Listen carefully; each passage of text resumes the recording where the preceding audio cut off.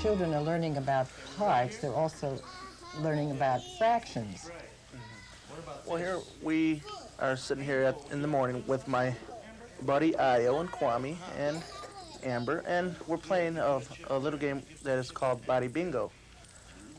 As you know, children are learning the parts and whole concept here because there are three operations to the parts and whole concept, and one of the first operations is what they call special parts.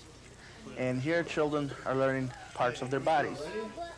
Their fingers, their legs, their arms, what is it, their chin, their nose. So children are developing that concept of what they call special parts. What a fun way to learn about themselves. Right, right.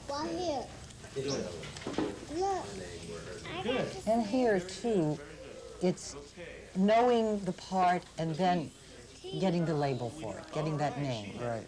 And that has to come later.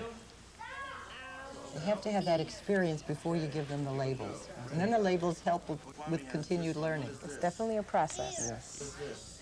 As you can see, he had just named the ear. When we talk about parts and wholes, of course, puzzles are a very good resource. Right, very good resource. This is my friend Herman, and he's working on a puzzle there, I believe it's a car. And he is learning that it takes all of the pieces he has on that table to complete that whole puzzle. So he's developing that concept there. He has to have an image, of the whole before he can take it apart and put it back together. Right.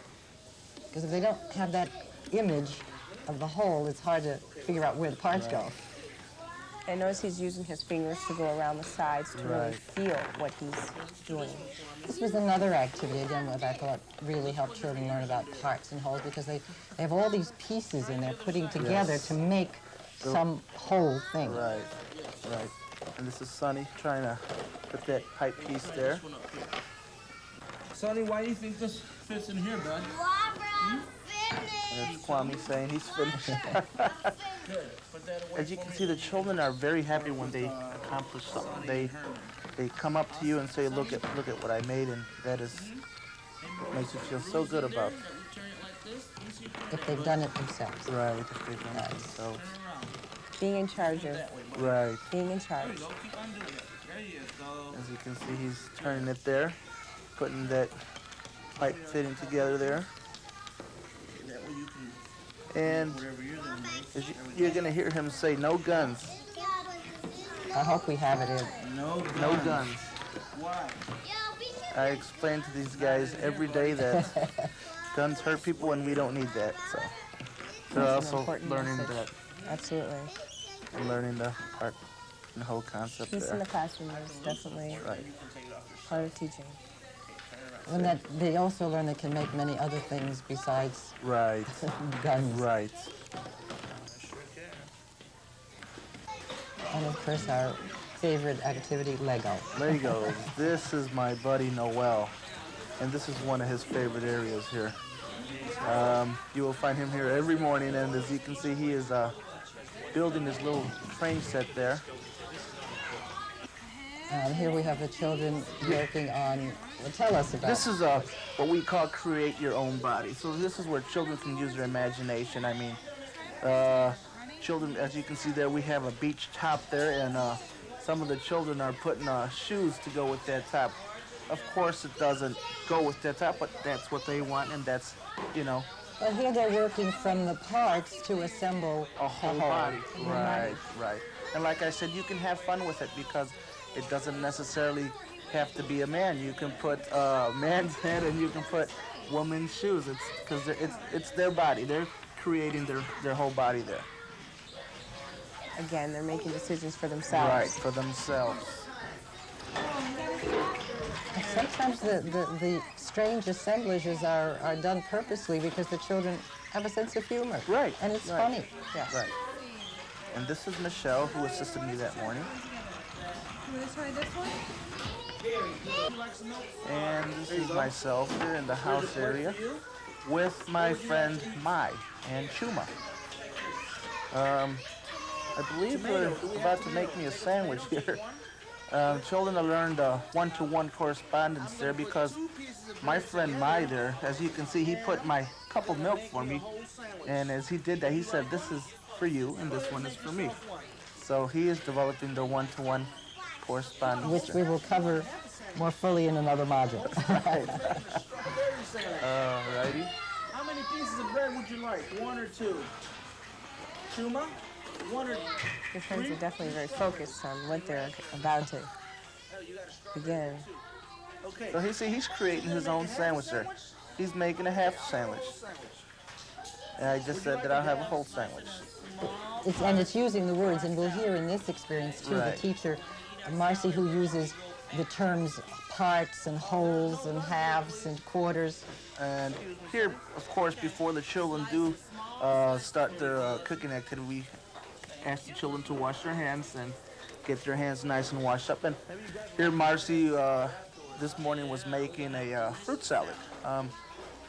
She gave each child a whole banana, and the children started cutting them up into pieces. She also, I believe, was giving them oranges, Okay, so you can put it in here. gave them some strawberries. Okay. Well, I was there the day that you taped, and I can testify that they really washed their hands, and the teachers checked very carefully.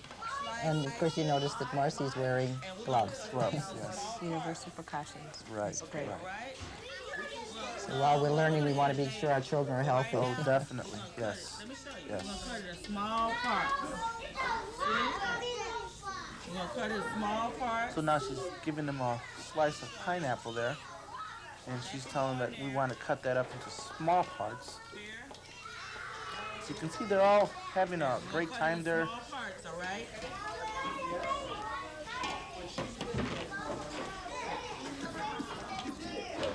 There you go.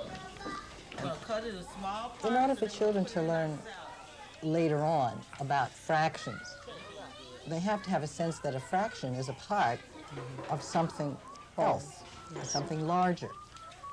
And these kinds of experiences help them learn those. And they're concepts. learning and having fun at it also. As you can see, Brianna here is cutting up the pineapple there. Strawberries.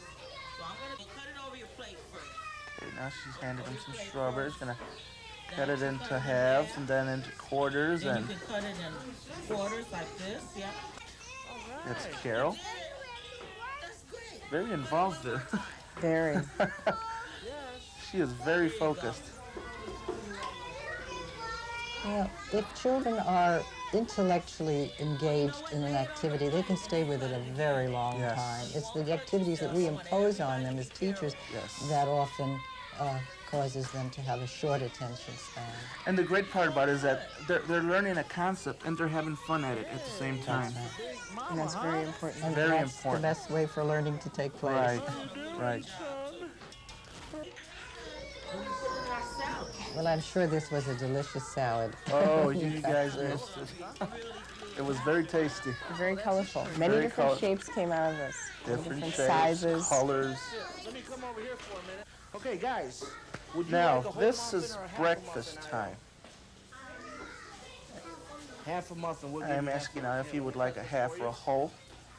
And he said half, so cut him a little half Would you there. like a whole muffin or a half a muffin? My buddy Kwame Half a muffin.